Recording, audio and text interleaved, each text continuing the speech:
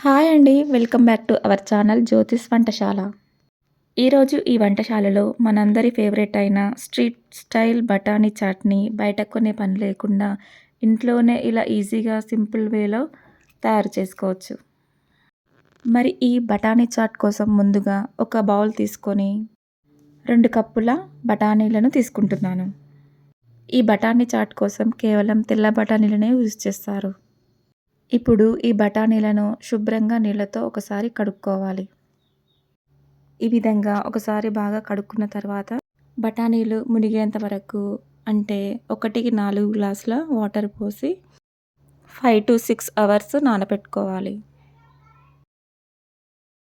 ఇలాగా నానబెట్టుకున్న తర్వాత ఒక ప్రెషర్ కుక్కర్ తీసుకొని 6 అవర్స్ పాటు నానబెట్టుకున్న బఠానీలు నీళ్ళతో పాటు అలాగే వేసుకోవాలి. అలాగే దీనిలోకి హాఫ్ టీ స్పూన్ సాల్ట్, చిటికెడు పసుపు వేసుకుంటున్నాను.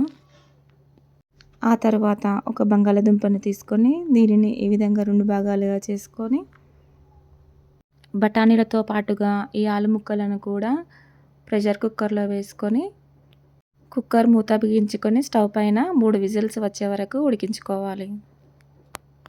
ఇక్కడ కుక్కర్ 3 విజిల్స్ వచ్చే వరకు ఉంచి దించేసుకున్నాను. కుక్కర్ మూత తీసి చూసాక బఠానీలు, ఆలుగడ్డలు ఈ విధంగా ఉడికిపోయాయి. ఇప్పుడు ఈ ఆలుగడ్డలను వేరే బౌల్‌లోకి తీసుకోవాలి. ఈ ఆలు ముక్కలకున్న పొట్టు తీసేసి ఈ విధంగా చేత్తో స్మాష్ చేసుకోవాలి.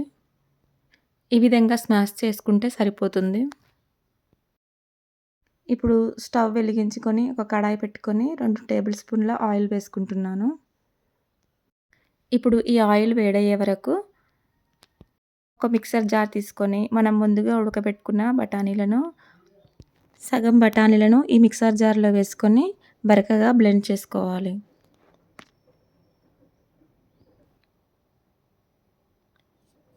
ఈ విధంగా మిక్సీ పట్టుకుంటే సరిపోతుంది.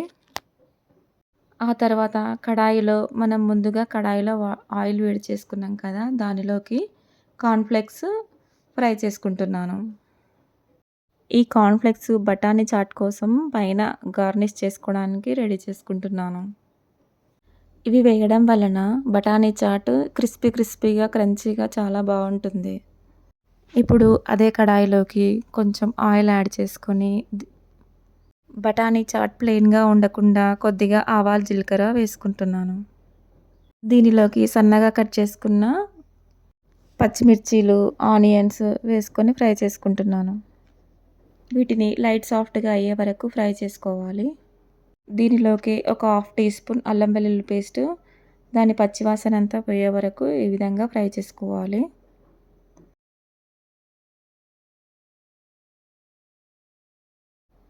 ఇప్పుడు ఈ విధంగా ఫ్రై అయిన ఆనియన్స్‌లోకి చిటికెడు పసుపు వేసుకుంటున్నాను. పసుపు వేసుకున్న తర్వాత సన్నగా కట్ చేసుకున్న పుదీనా, కొత్తిమీరను వేసుకుంటున్నాను. ఈ పుదీనా, కొత్తిమీర వేయడం వలన దీనికి ఇంకా మరింత టేస్ట్ యాడ్ అవుతుంది. ఆ తరువాత మనం స్మాష్ చేసి పెట్టుకున్న ఆలూని కూడా వేసుకొని ఈ విధంగా కలుపుకోవాలి. ఈ ఆలు పేస్ట్ కూడా ఫ్రై అయ్యి ఆయిల్ పైకి తేలినప్పుడు ఇప్పుడు మనం ముందుగా మిక్సీ పట్టుకున్న బఠానీ పేస్ట్‌ని అలాగే మనం సగం మిగిల్చుకున్న బఠానీలను కూడా ఈ కడాయిలోకి వేసుకోవాలి, కలుపుకోవాలి. ఇప్పుడు మసాలాలన్నీ యాడ్ చేసుకోవాలి. బఠానీ చాట్ ఈ విధంగా కన్సిస్టెన్సీ వచ్చే వరకు చూసుకొని మన టేస్ట్‌కి సరిపడా హాఫ్ టీ స్పూన్ కారం, హాఫ్ టీ స్పూన్ సాల్ట్ వేసుకుంటున్నాను. ఈ బఠానీ చాట్ చల్లగయ్యే కొద్దీ గట్టిపడుతుంది కాబట్టి ఉప్పు, కారాలు చూసుకొని వేసుకోండి. ఆ తరువాత ఈ బఠానీ చాట్‌లోకి ఒక టీ స్పూన్ ధనియాల పొడి, ఒక teaspoon chaat masala powder వేసుకొని కలుపుకోవాలి. ఇవి తప్పకుండా వేసుకోండి. ఈ ఫ్లేవర్స్ చాలా బావుంటాయి. ఇప్పుడు ఈ మసాలాలన్నింటిని వేసుకున్న తర్వాత ఈ చాట్‌నంతా ఒకసారి బాగా కలుపుకోవాలి. ఈ బఠానీ చాట్‌ని ఈ విధంగా కలుపుకున్న తర్వాత ఈ చాట్ పైన మూత పెట్టేసుకొని ఒక 5 మినిట్స్ పాటు అలాగే వదిలేయాలి.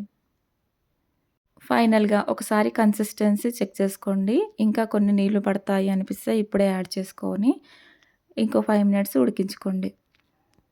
చిక్కగా ఉంటే మరి ఇంకా చల్లగైన తర్వాత ఇంకా గట్టి పడుతుంది కాబట్టి కన్సిస్టెన్సీ చెక్ చేసుకోండి.